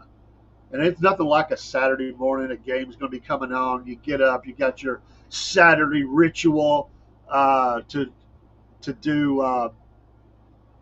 Yeah, you need to do that. And I'm telling you, if you do one, I'd be glad to help any way I can. We're doing our sports show. We do a racing show and sports show, but we're gonna have to expand it, man. I'm telling you, because we're doing pro and college. So, and I've got a co-host with that, and so we do an hour, but that may have to expand a little bit. And just doing scores will take us 20 minutes. Well, no, we won't read off every college score. My gosh, 130 colleges. But we'll get the big ones. We'll get the ACC, the obviously SEC, Big Ten, and then maybe a couple Notre Dame, independent. Uh, but yeah, you would be really good at that. I could see you doing that and having fun with that. But we definitely, and I might even have to split like the shows into I don't know maybe today this sports show is dedicated to college football and them do one for NFL. I don't know. We're having trouble getting it all in anyway. I'm trying to cover previews for the NFL and college teams. It's hard to get it in with the other sports that's going on, baseball, other things, but we're shifting more towards football, and I just love that's awesome. So yeah, it's so cool to get. Um, it's so cool to get in that time of year where you know that things are coming your way. They're coming pretty fast. So, but I can see you doing good at that. But you got to watch now, Angry. Being down there in Alabama, you're gonna have to watch how much you promote Ohio football. Remember a few years ago, Ohio State put it on Alabama in that big game when Saban was there. They ain't forgot about that. Ezekiel Elliott run all over them, and that quarterback. Who was that quarterback at the time? I can't remember his name. Oh my gosh, I knew a guy that throwed his remote at his big screen TV on that game. Absolutely, man. That game ripped the heart out of Alabama football. They didn't think Ohio had nothing for them. Oh man, did they take that one hard. They take the ever lost hard, but that was particularly hard.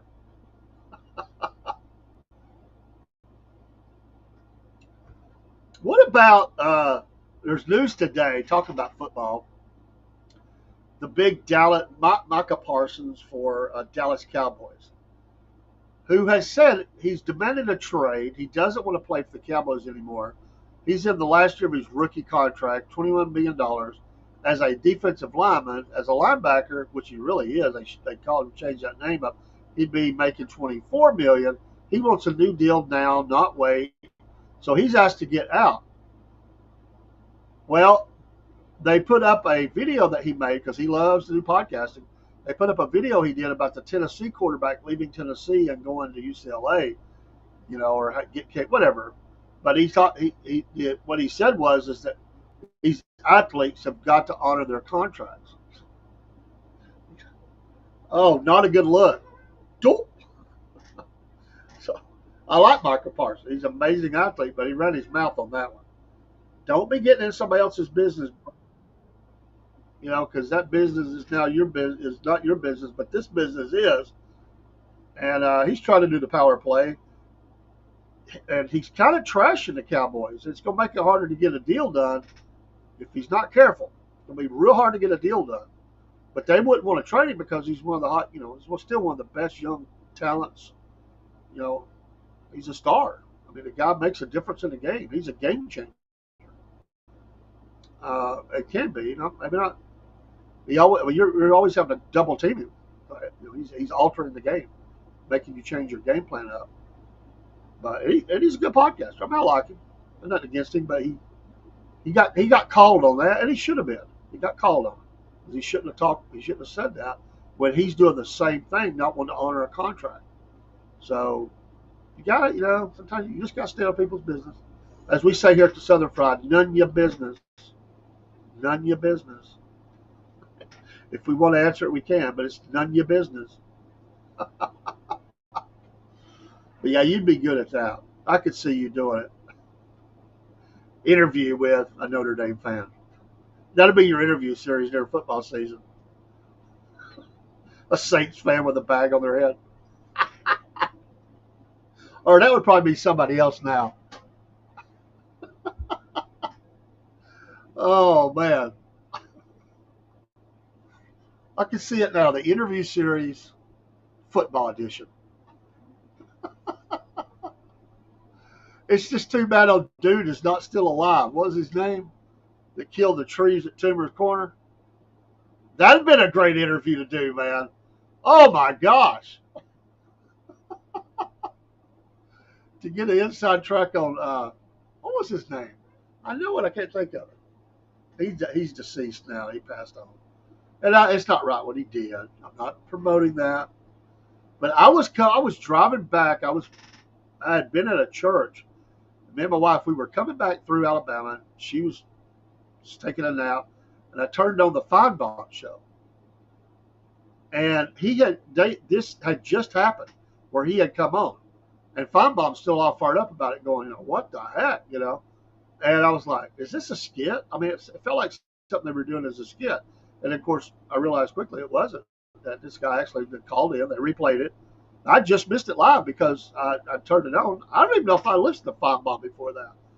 I was like, okay, it's Alabama, sports news. What's going on? What's going on? I was looking for, scores probably or something. I don't even know if they were playing at that time. But I was looking for sports talk.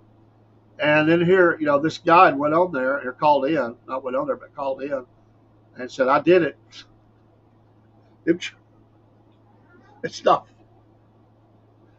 Them trees are dying. Road dang tide, right? That's what he said. I mean, it was like the greatest skit, but it was real life. I mean, if it had been a skit and no trees got hurt, it would be the funniest thing. That's what I thought it was. I was like, come on. This is one of those. It's like, what was that girl's name? Used to call in a big Bama fan. I think she passed on to Tammy, if you've ever watched Feinbaum. And it just sounded like a skit. Like Feinbaum's, pulling a skit. I thought, that didn't happen. That guy didn't do that. But he did. What? They went down there and tested the soil. And he's done it. But the trees died. And they had to replant. I mean, they couldn't throw their toilet paper up there. I mean, he got everything he wanted and then some, right? Because he got what he didn't want. Trouble. He became a legend and embarrassed every Alabama. Well, I ain't going to say every Alabama fan. But I'd say there's probably some Alabama fans that like the old boy. I am ready for some football, absolutely. Oh, I'm a lifelong Falcons fan. You can tell the gray hair I have watching Falcons and Braves, and a lifelong Georgia fan. I do like some other teams outside of the locals. I'm a Kansas City Chiefs fan, not because they've just started winning. I go all the way back to the days of old with the great running backs. And what was the great linebacker from Alabama that played there? He passed away. God, I can't think of names today.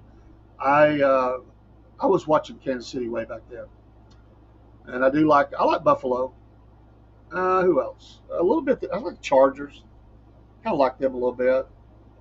Uh, there may be one other I can't think. Nobody in the NFC. I'll hate them. That's the enemy of my Falcons.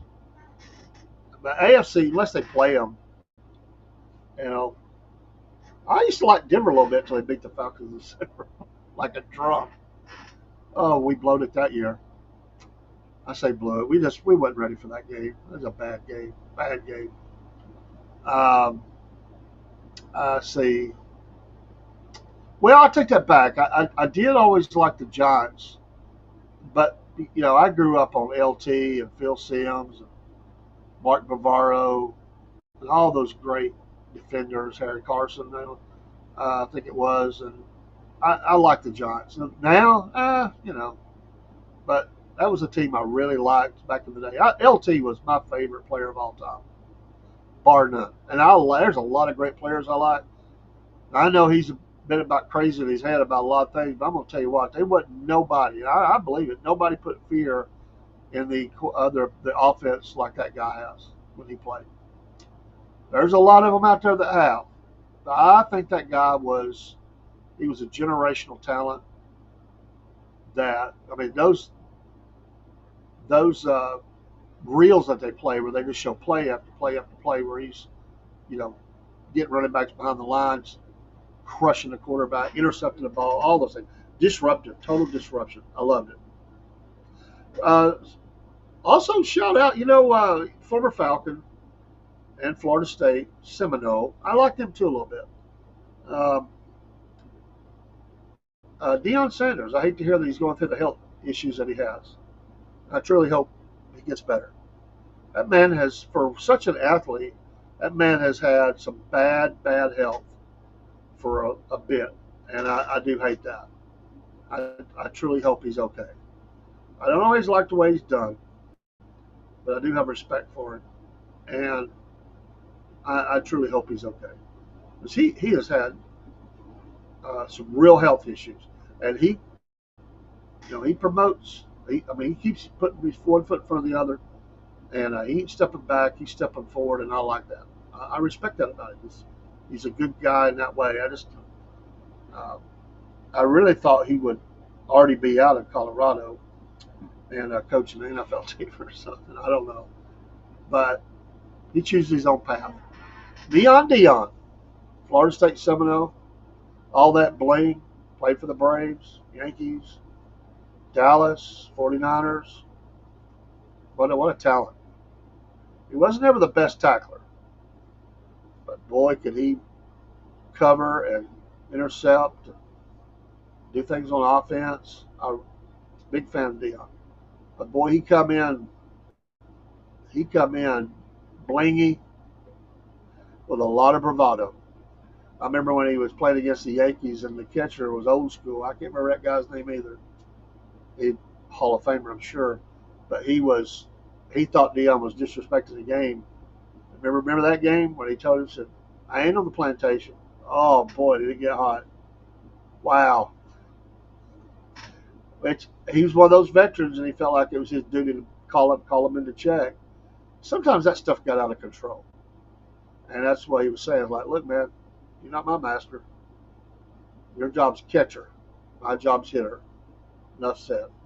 I remember that happened in the NFL. I can't remember the receiver. There was 3 players that come at him and was telling him to straighten up and they weren't going to put up with it, It got ugly because he told him, I'm a grown man.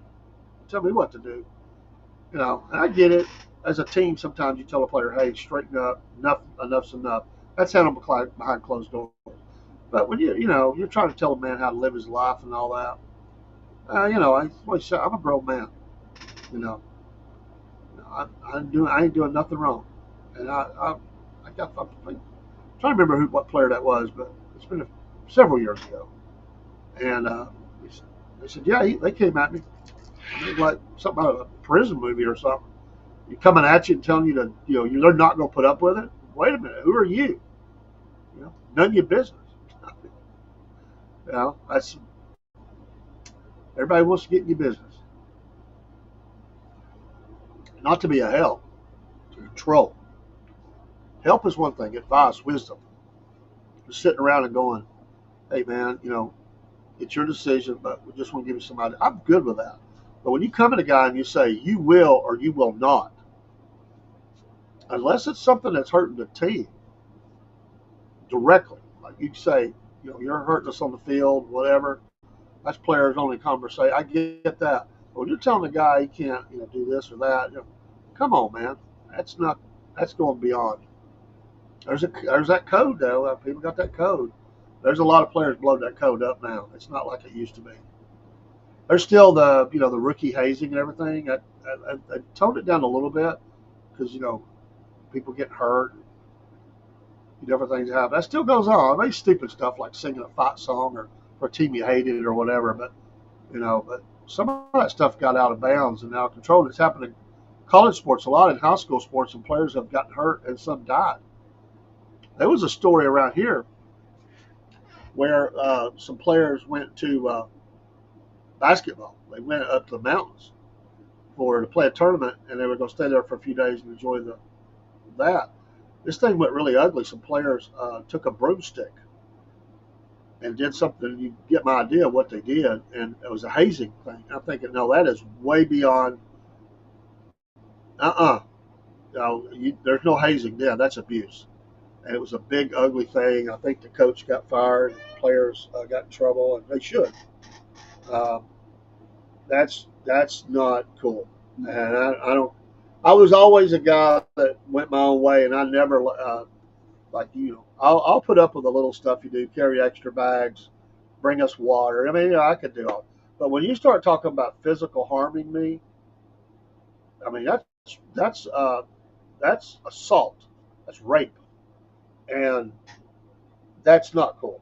That's illegal. I'm not down with that. And either way, you're certainly not doing it to me. And I'm going to be involved with that, and I'll burn you down for that. That's crazy. That's not hazing. That's abuse. And there's been students die, drownings. Some people just don't have a filter. And just some people they're bad people. They're not only have no filter. Their filter they do have is they're mean and they're evil, and they don't have business being around anybody else, and they hurt people, and that's just not right. So we're going to wrap up here in a few minutes. I do have to go to work today. It's a good thing though. I get to meet a lot of good people. I'll still be perusing around the. If any of you are going to have lives today, pop it in the channel. That way I'll know it's coming. Sometimes I don't see notifications on stuff. Sometimes I do. But if you're going to have a live today, the ones that's in here that podcast, let me know, and we'll make sure to come over and give you some chat, watch some stuff, because I'll be working on some things while I'm working. I'm blessed to have that ability to do that. Thank you, Angry, good dude, awesome dude, Joshua Darmack. Am I saying that right, Darmack? Faith and Family Politics. I think I got them all in. Joshua Cummings. But thank y'all.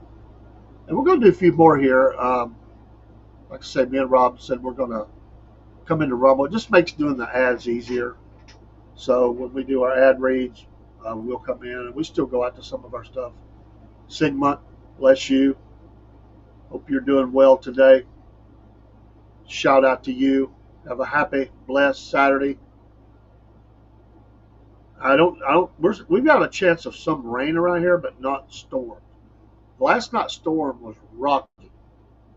I came to the studio and I came down just to really take a nap before I get online. I was worn out. And that storm woke me up. I mean, it cracked, and I said, I think there's any way it was going live last night. So I hope you have nothing like that going on. Uh, Again, go live on the Cornbread Nation radio Monday during the live. Monday during the live. We're going to pull up the screen, put it on screen. I got to get all the stuff loaded in tomorrow so we can do that. And I got to read the rest of my education, the instructions manual. Let me do some of that today.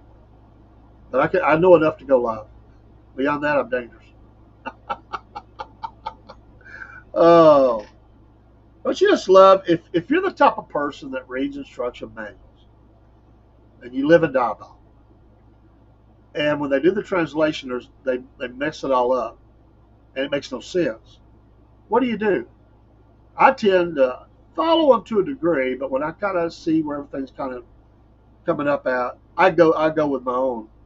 But if you have nothing to go by, then you're winging it, and it's really hard to figure that out. You know, what do I do?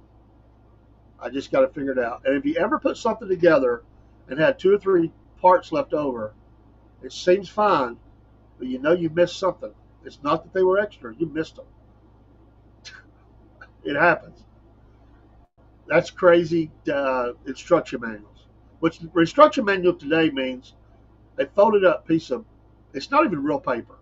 They printed on weird stuff, and you're trying to figure this thing out, and they're giving you junk to work with, and it makes no sense uh, because it's written in Chinese or Vietnamese or whatever, and translated back over to English, French, whatever, and there's no word for what they're trying to say in English.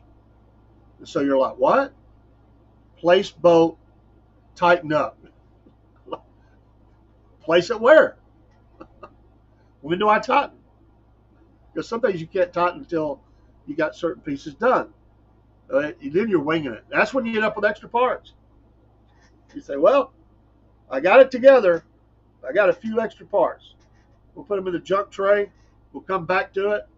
If something don't work, let me know, baby. That's what you tell your kids. Tell your little girl. You probably, it's working. If it don't work, bring it back. I'll work on it some more. And sometimes within 30 minutes, they're back going, hey, this fell off. Oh, that's where those parts went. I love it. We had some parts. Now we hopefully you didn't throw them away. I do like that a lot of times in these things they will send you the one extra bolt because they know you're going to lose them sometimes. I've had that happen too, where you don't have the extra. You're like, it fell, it rolled. I don't know where it went. I can't find it. Or they short you. Somebody on quality control messed up, and they didn't give you enough parts. So now you're down to hardware trying to figure out what sort of metric, whatever this thing is. You buy an assorted box and figure out what works. That's not fun, especially if it's Christmas time and you're trying to put together toys. Then you're in a holding pattern. I try to keep enough stuff around. I usually got something that'll fix it. I'm not a hoarder, but I do keep extra parts. And I don't throw screws and bolts and stuff like that away because you're always going to need something like that for something you're doing, some project, and it comes in handy. It comes in handy. I bought a truck from a friend of mine. He's a one owner. He took great care of it, and it's great because he's like my mechanic. He's like my expert mechanic because he worked on the truck. And I was asking him the other day. I mean, I've replaced like brakes so far, but I had to replace a fuel pump, which he had lifetime warranty on it, which was nice. And anyway, the air blows out the top on air, heat comes out the front. But it's what I said, why does it do that? He goes, well, they got these little, uh, they're like rubbery. There's little bushes, and they actually will somehow the way they work, it makes the vent turn. Because I had to replace them several years ago, 10 years ago. He had a truck 20 years. He said 10 years ago I replaced them. It's a little bit of a pain, but it fixes it. I'm like, do I really want to do that, or just deal with it? Once the heat's over, I got heat coming out. I don't really need it, so I think I'm just going to deal with it. It just is aggravating when you're going down the road because it tries to fog the window up. And but you have to take this whole thing out, pull these parts off the back of it, and they're not the easiest to deal with. I'm like, I don't think I want to deal with that. He said you can get a used unit and just replace it, but because the real unit's expensive. He said you probably don't want to do that because that turns you're taking it apart. You might as well just replace it with new parts, and that's all it needs. And he said it is a pain, or kind of a pain. When they say kind of a pain, for me that's a pain. If a guy that works on his own stuff says kind of a pain, that means it's living HE double hockey sticks for the rest of us. But he's a good guy, and I appreciate his friendship so much. And like I say, he knows this vehicle inside and out. So anything that's going on, he can say, "Oh, check this, do this." So that's kind of nice. I don't got to go to GTS or YT. I just go up. I say, "Hey, man, did you ever have this happen with a truck?" "Oh, yeah, this is what you do." Or I've got a part for you. I have extra parts. You can have them. I bought extra. I forgot I had that. You don't got to buy it. I've got it. That's a cool thing to have. Well, dude, man, this is like an extra benefit I've never had when I bought a vehicle. Took great care of it, one owner, and he's like an expert on the truck. He's worked on it. He knows what it's involved, how much stuff is. He had 5 different parts, at least 5, maybe 7 permanent parts, lifetime parts that he had. So that was cool. It's the best way to do it. But you got to find that right person that does that, that's willing to work with you, and he's that kind of guy. That dude, he's that kind of dude. I like that. That's my word, dude. I like that. It reminds me of the old westerns. Dude. You used to call a lot of the old western characters, they'd be named Dude. So, I'm a conservative. He's an awesome dude. I told Killer Carl that once. I sent him a commercial, and I sent it in the commercial, so I just went ahead and sent it. He clipped it off at the end. He goes, I don't want to talk about myself, but he thought it was funny. I said, I appreciate you. I said, I appreciate your friendship. You're an awesome dude. And I said, I caught myself. I said, are we friends enough that I could call you dude? I said, I hope so. I think I am. But if not, let me know. So he sent me back after I sent it like, hey, man, thanks for sending that. I'll use it. It was for the coffee. And he said, you're a good dude. You're a good dude, too, or something like that. I was like, okay. Some people might not like. They might not look at that as offensive, like, dude. You can say it that way too, dude. Like, what's wrong with you? I mean it in a loving way, dude. You're a cool dude. They're back in the West. They would be a dude with somebody who dressed up, thought they were better than everybody else. Suit. Not dressed down for riding the horse and going out and taking on bad guys, but a dude. There's that kind of dude as well. Then there's just the angry conservative kind of dude. I don't know. Maybe it's because of the Ohio State part. Maybe he could be a little bit, dude. Nah, he's not. He's not. He may be gone by now. But if you're listening, you're a good dude. Oh, that's what my rebel friends are. Even the girls, good dudes. No, I'm just kidding. We have been pleased. President, he's a dude. He is a dude. He walks in the room, he commands respect. Those people talk bad when he gets in their presence. They shut their pie hole. They do. They talk bad about him. Let him walk in the room. Watch how quick they shut that mouth. Except that guy with a stick in the when he met before Congress. My God, come on, man. That's a bad dude right there. Take your stick and go, waving that thing. Come on, man. You were just trying to get some publicity for yourself. That's all you were doing. You're trying to, because you're going to be voted in your area every year until you die. But you're trying to get your little video clip, and you got it too. You also got kicked out. Take that. That stick, waving it in the air. Come on. Can you imagine doing Biden like that? Well, they'd have tackled somebody.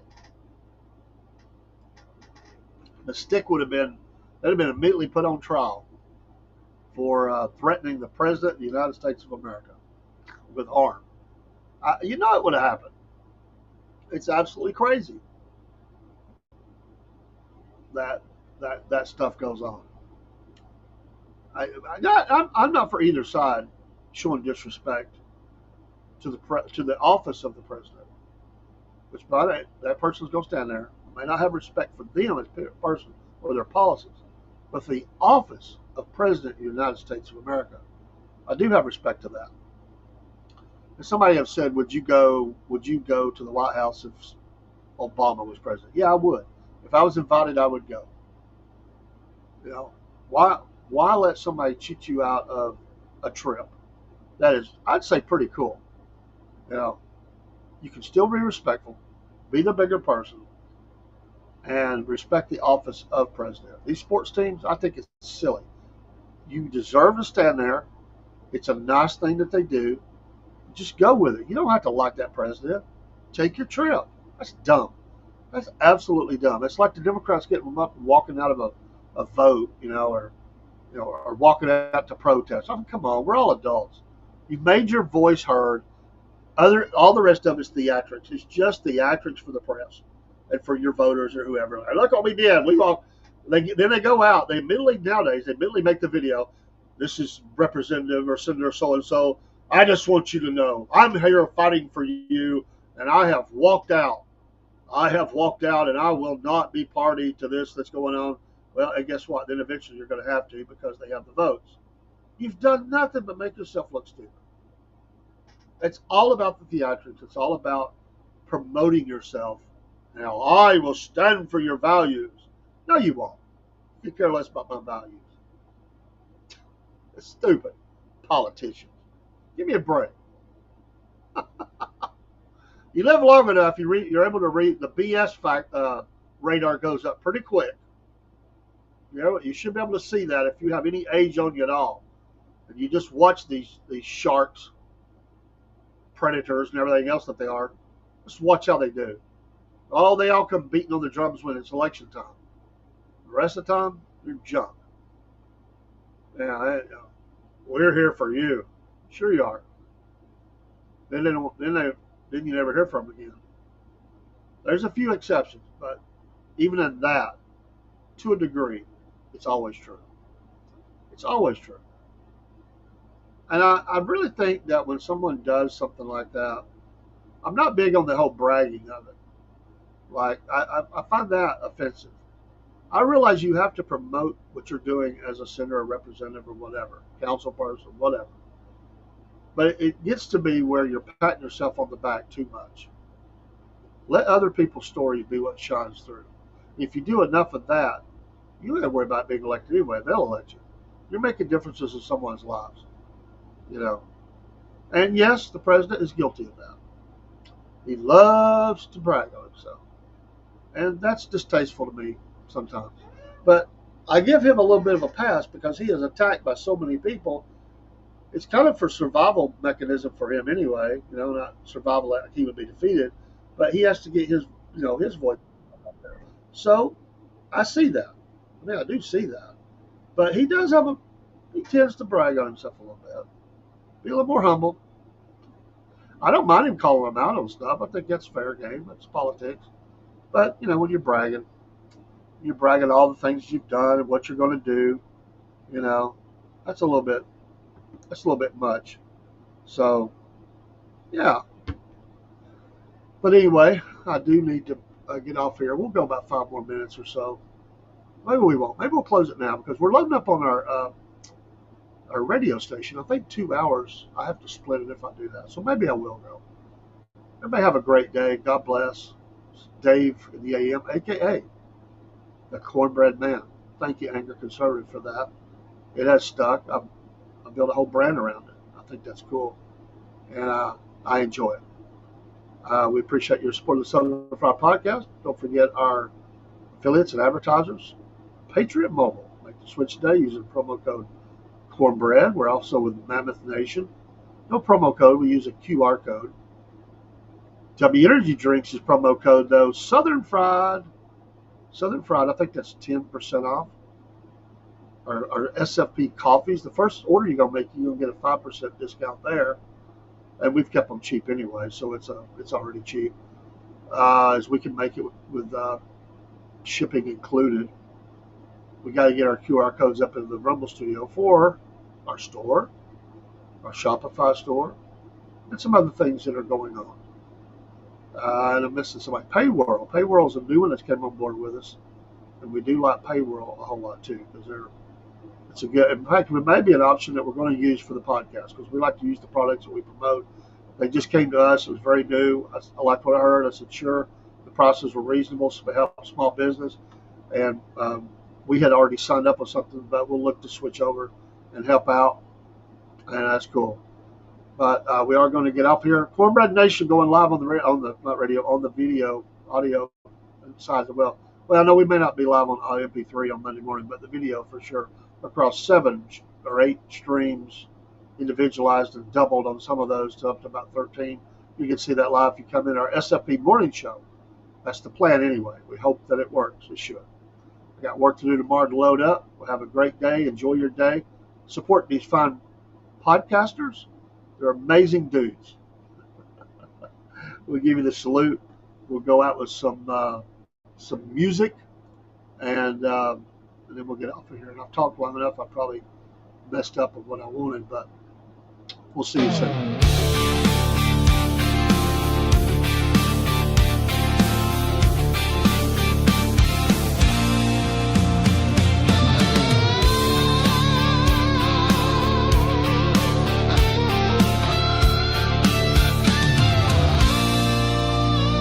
It's a complicated life for the southern people. Like a small town, nothing's real. Mama's still doing wrong. Don't tell the preacher. Nothing really changes except the weather. If you can't